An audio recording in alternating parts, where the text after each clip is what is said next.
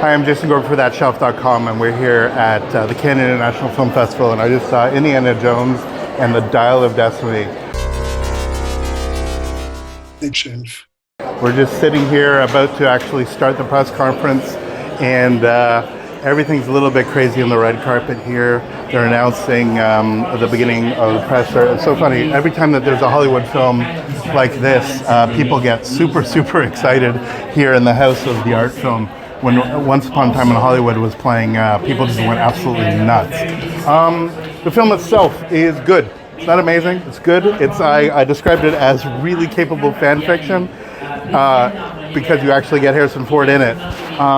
Mangold clearly doesn't have Spielberg's touch, but he clearly sort of evokes it. In a funny way, it plays sort of like Super 8, as Super 8 is to Close Encounters or other Spielbergian stuff. This sort of feels like it's trying to be an Indiana Jones film and doesn't quite do it, which for me is a little bit disappointing, but not probably super surprising. It starts with a train chase at the beginning, and it's all in dark, as opposed to the train chase at the beginning of Last Crusade, which was all in the bright. Spielberg didn't need to sort of set things in necessarily the same kind of moodiness in order for it to work until it actually evokes. So if you think about even the way that they shot the sort of boat scenes of him being blown off the ship and elements like that after the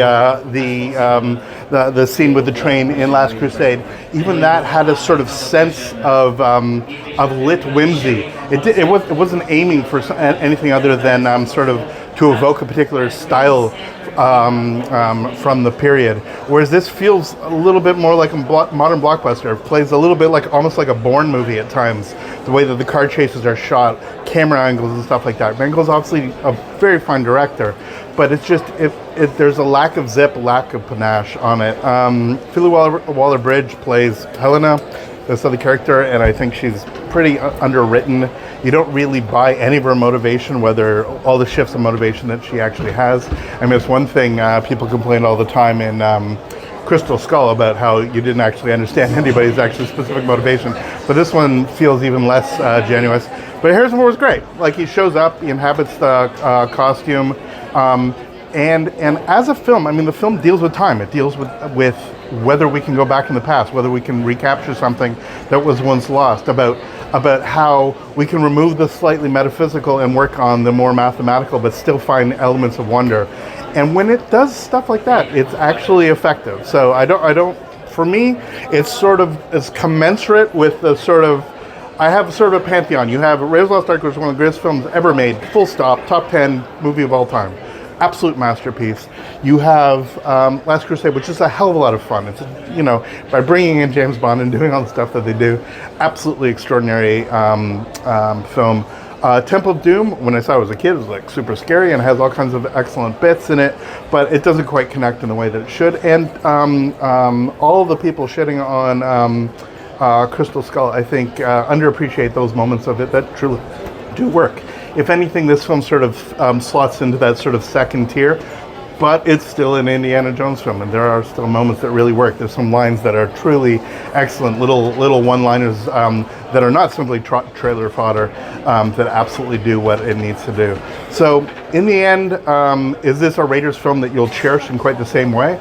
I'm not sure you will. I mean, again, Crystal Skull, for all of its faults, felt like, to me, like the same people sort of involved on all levels, and this really does feel like it has a different tone, a different timbre, right from the opening,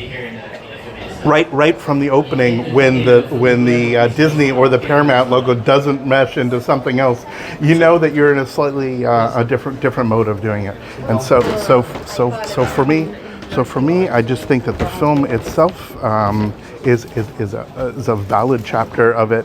I add it up with something like the Young Indiana Jones series, maybe something that feels very much part of the greater universe of this, but doesn't necessarily work entirely as itself as a standalone film. that's my look here from Ken at the Indiana Jones Dial of Destiny. Certainly worth dialing into, certainly worth taking. I look forward to seeing it outside the scope of a festival like this, and just enjoying those moments that truly are quite exceptional. And sort of like we do with all these films, forgive those things that don't work. For ThatShelf.com, I'm Jason Gorber. Thanks so much for watching. Please subscribe and follow us on social media, and we'll see you next video. Take care.